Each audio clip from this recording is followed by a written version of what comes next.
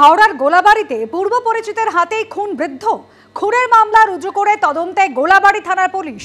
বৃদ্ধকে শ্বাসরোধ করে খুন, প্রাথমিক তদন্তে অনুমান পুলিশের। আততায়ী বৃদ্ধের পূর্ব পরিচিত, নিশ্চিত তদন্তকারীরা। সিসি ক্যামেরায় ধরা পড়েছে আগন্তুকের ছবি, খোঁজ চালাচ্ছে পুলিশ।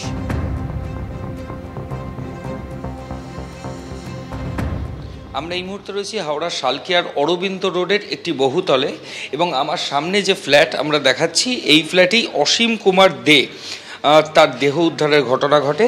গত 21 তারিখ রাতে অসীমবাবু প্রত্যেক দিনের মতো তিনি আশপাশেই একটা জায়গায় থাকেন, কিন্তু রোজ রাতে তিনি এই ফ্ল্যাটে এসে ঘুমন। 21 তারিখ রাতে তিনি বাড়ি থেকে এখানে এসেছিলেন, পরিবারের সদস্যদের জানিয়েছিলেন যে তিনি এখানে ঘুমোবেন। 22 তারিখ সকালবেলা তিনি সাড়া দিচ্ছিলেন না, তাকে বারবার যখন ফোন করা হয় তিনি কোনো রেসপন্স করেননি। এরপরই পরিবারের সদস্যরা ঠিক পাশের যে ফ্ল্যাটটা রয়েছে, যার উপরে সিসিটিভি ক্যামেরা রয়েছে, সেই ফ্ল্যাটের যিনি বাসিন্দা তার সঙ্গে যোগাযোগ করেন। সেই ব্যক্তি অসীমবাবু ঘুমোচ্ছেন কিনা বা ফ্ল্যাটে রয়েছেন কিনা সেটা দেখার জন্য যখন এই ফ্ল্যাটের সামনে এসে পৌঁছায়, তখন দেখে যে এই যে কোল্যাপসেবল গেট সেটা কিন্তু খোলা অবস্থায় রয়েছে এবং যে এটা কোনো ল্যাচ ডোর নয়, এটা কিন্তু বোল্ট করা দরজা, অর্থাৎ যে হ্যাশ কল সেটাও খোলা অবস্থায় ছিল। এরপর পরিবারের সদস্যরা রিকোয়েস্ট করেন পাশের যিনি রয়েছেন তাকে যে ফ্ল্যাটের ভেতরে ঢোকার জন্য। তিনি ভেতরে ঢুকে দেখেন যে ডান দিকে একটা বেডরুম রয়েছে, সেই বেডরুমের মধ্যে অবিন্যস্ত অবস্থায় পোশাক রয়েছে। এই অসীম দে এই প্রৌঢ় তিনি কিন্তু অচৈতন্য অবস্থায় রয়েছেন।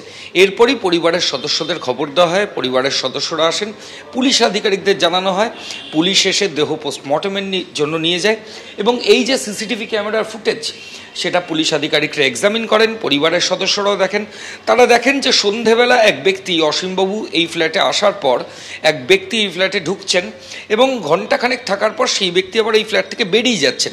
ঢোকার সময় তিনি যে ব্যাগ নিয়ে যাচ্ছেন এবং বেরোনোর সময় তার হাতে যা ব্যাগ সেটা কিন্তু এক ছিল না।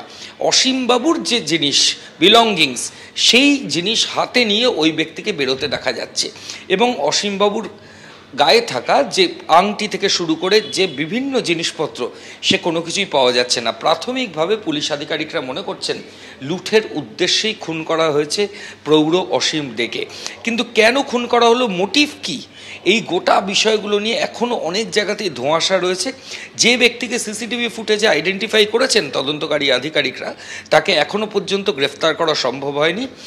কিন্তু পুলিশ আধিকারিকরা যেটা মনে করছেন যে সম্ভবত ওই আততায়ী অসীমবাবুর পূর্ব পরিচিত, ঠিক সেই কারণেই তিনি ফ্ল্যাটের মধ্যে তাকে অ্যাক্সেস দিয়েছিলেন।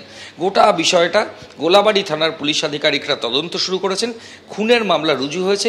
সিসিটিভি ফুটেজ এক্সামিন করে পুলিশ আধিকারিকরা দেখছেন যে আততায়ী কোথায় গা ঢাকা দিয়েছেন। ক্যামেরায় পার্থপ্রতিম রায়ের সঙ্গে ময়ূখ ঠাকুর চক্রবর্তী, এবিপি আনন্দ, হাওড়া।